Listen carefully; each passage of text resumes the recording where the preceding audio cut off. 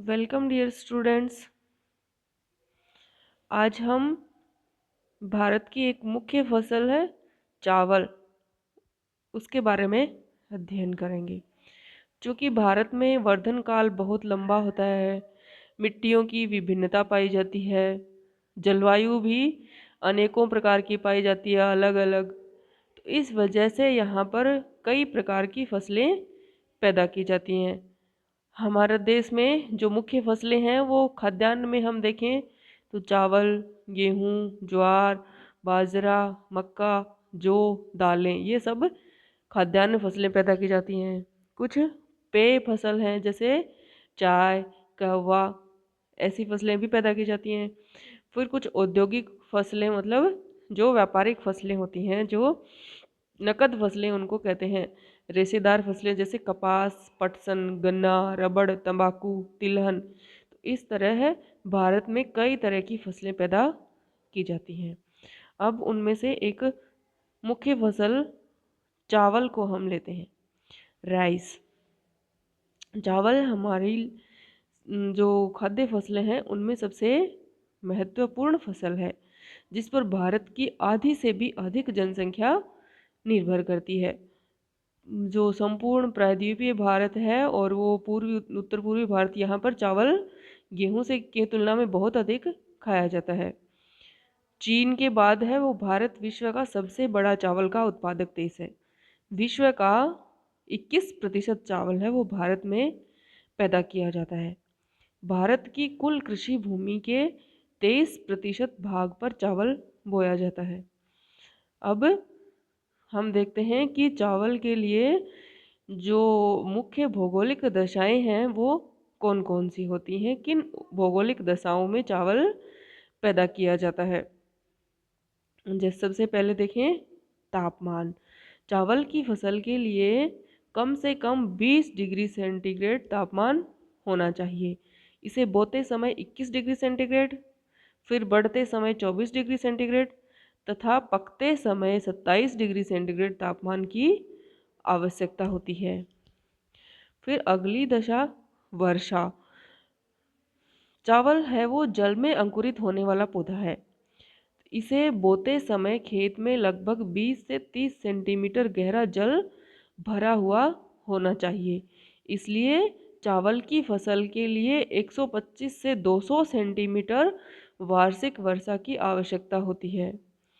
बुआई के समय वर्षा अधिक होनी चाहिए। जो जो पकने का समय आता है वैसे वैसे वर्षा की आवश्यकता कम होती जाती है। 100 सेंटीमीटर वार्षिक वर्षा की सम वर्षा रेखा है जो भारत में वो चावल की कृषि करने वाले क्षेत्रों की प्राकृतिक सीमा निर्धारित करती है। अर्थात जो 100 सेंटीमीटर की सम वर्षा रेखा है उससे कम वर्षा वाले क्षेत्र या उससे पश्चिम में जो क्षेत्र हैं उनमें केवल सिंचाई की सहायता से ही चावल की कृषि की जाती है। फिर मिट्टी। चावल के लिए मिट्टी बहुत उपजाऊ होनी चाहिए। इसके लिए जो चीका युक्त दोमट मिट्टी है वो सबसे उपयुक्त होती है और यह नदियों द्वारा जो जलोढ़ मिट्टी लाकर बिछा दी जाती है उसमें भी ये भली भांति पैदावार दे सकता है। फिर भूमि। चावल की कृषि के लिए हल्के ढाल वाली मैदानी भूमि है वो अनुकूल होती है। नदियों के जो डेल्टा है वो और बाढ़ के मैदान, वहाँ पर चावल बहुत अधिक पैदा किया जाता है। फिर श्रम। चावल की कृषि है वो उसमें मशीनों से काम लगभग न के बराबर लिया जाता है। अधिकतर काम है वो मानवीय श्रम के सहारे किया जाता है। भूमि की जुताई, पौधों का प्रतिरोपण है, फसल की कटाई, धान का छिलका हटाने और कूटने, ये सब काम हाथों से करना पड़ता है। तो इस प्रकार जो चावल की कृषि है उसको खुरपे की कृषि, हो कल्चर भी कहते हैं। इसलिए इस जो कृषि है चावल की कृषि, इसके लिए अत्यधिक मानवीय श्रम की आवश्यकता पड़ती है और यही कारण है कि चावल है वो साधारणतः घनी जनसंख्या वाले क्षेत्रों में बोया जाता है। चावल की कुछ विशेष आवश्यकताएं हैं, उनका उल्लेख करते हुए जी.बी. क्रेशी महोदय हैं, उन्होंने लिखा है कि चावल को अधिक ताप, अधिक जल, अधिक कांप की मिट्टी और अधिक श्रम चाहिए ताकि यह अधिक जनसंख्या को अधिक भोजन प्रदान कर सके। Rice needs plenty of heat, plenty of water, plenty of alluvial soil and plenty of labor of produce, plenty of food to feed plenty of people। ये एक जो विद्वान थे कृषि महोदय, उनकी उक्ति है चावल के संबंध में। अब चावल की किस्में देखें हम। यद्यपि चावल की 200 से भी अधिक किस्में हैं, लेकिन मोटे तौर पर चावल की 2 किस्में हम मान सकते हैं।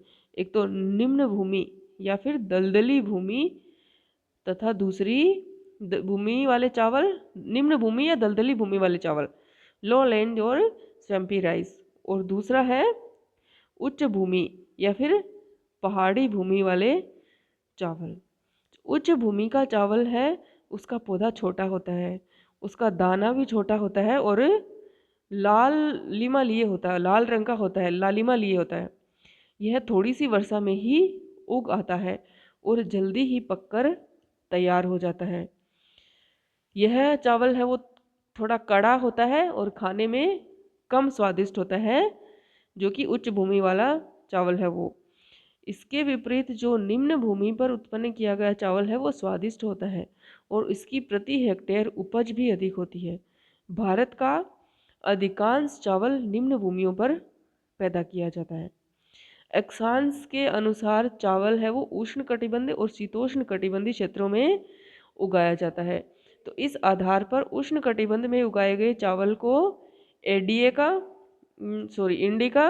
और शीतोष्ण कटिबंध में उगाए गए चावल को जापोनिका चावल कहते हैं।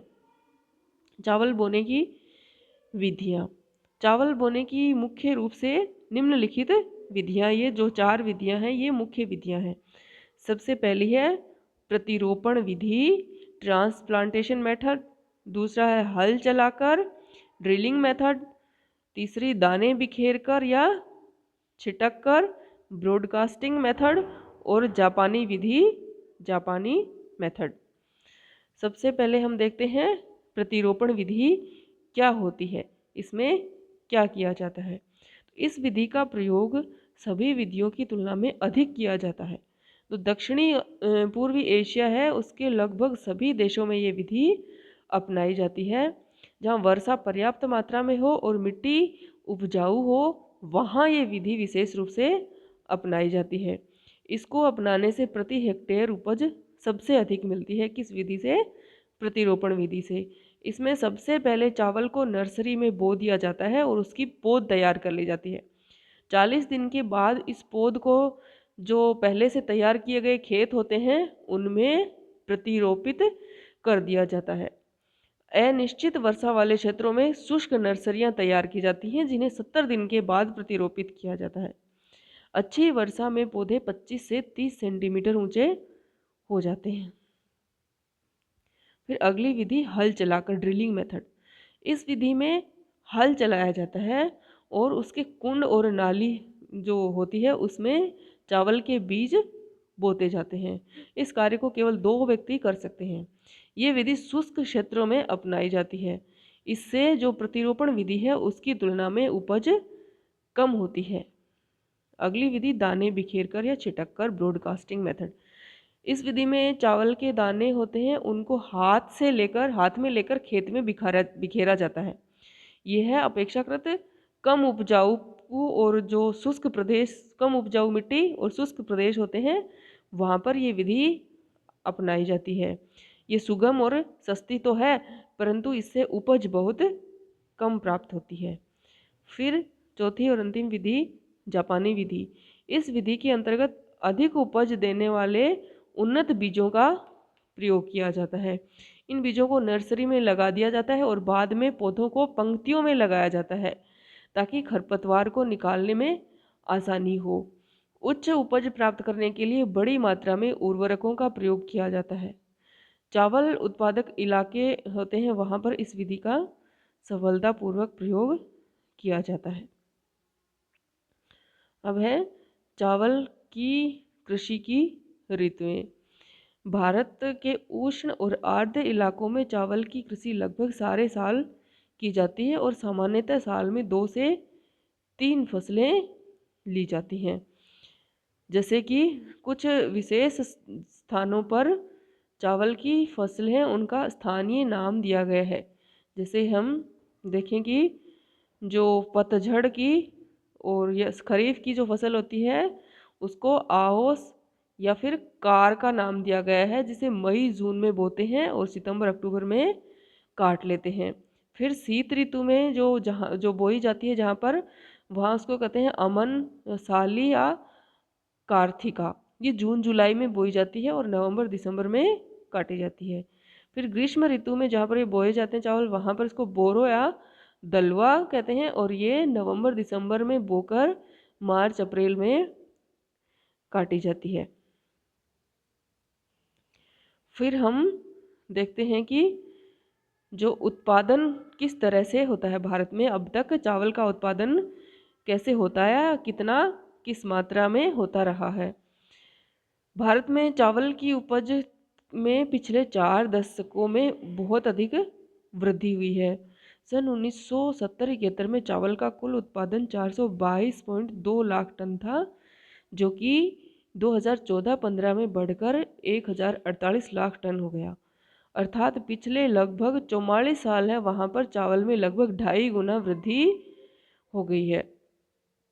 चावल का क्षेत्रफल भी है वो 70-71 में 375.9 लाख हेक्टेयर था, जो बढ़कर 2014-15 में 438 लाख हेक्टेयर हो गया है। इस प्रकार चावल का कुल उत्पादन भी बढ़ा है, चावल का क्षेत्रफल भी बढ़ा है और चावल की प्रति हेक्टेयर उपज है वो भी बढ़ी है, जो कि 1970-71 में 1123 किलोग्राम थी और 2014-15 में 2390 किलोग्राम हो गई है। यद्यपि हमारे देश में चावल की कृषि में प्रगति वो उल्लेखनीय है, लेकिन अन्य देशों की तुलना में फिर भी हम काफ़ी पिछड़े हुए हैं। जैसे कि भारत में चावल की प्रति हेक्टेयर उपज अभी 2400 किलोग्राम के लगभग है, जबकि रूस में 2600, चीन में 3600, अमेरिका में 4700, जापान में 6700, कोरिया में 6500 किलोग्राम। इतने किलोग्राम प्रति हेक्टेयर चावल पैदा किया जाता है, जो भारत की तुलना में कई गुना है। फिर देखिए हम चावल का वितरण, तो वैसे तो देश के केवल कुछ भाग हैं जो अत्यधिक ऊंचे हैं, जहाँ पर शीत ऋतु का प्रकोप रहता है, उनको छोड़कर समस्त भारत में चावल बोया जाता है। और अगर क्षेत्रफल के हिसाब से देखें, फसलों के क्षेत्रफल के हिसाब से, तो सबसे अधिक क्षेत्रफल पर चावल बोया जाता है। फिर जो हिमाचल प्रदेश है, हिमालय है, उसके जो 2440 मीटर से अधिक ऊंचे भाग हैं उनको छोड़ दिया जाए तो शेष भाग में चावल की कृषि की जाती है। फिर चावल का क्षेत्रफल हम देखें तो खाद्यान्नों में जो कुल भूमि है उसके 37% भाग पर और देश की कुल कृषि भूमि के 31% भाग पर चावल उगाया जाता है। भारत का अधिकांश चावल जो डेल्टाई और तटीय भाग हैं वहाँ पर पैदा किया जाता है। इसके अतिरिक्त इसकी कुछ दक्षिणी पठारी भागों में भी कृषि की जाती है। पिछले कुछ वर्षों में गंगा सतलज के मैदान है वहाँ पर भी चावल की कृषि ने उल्लेखनीय प्रगति की है।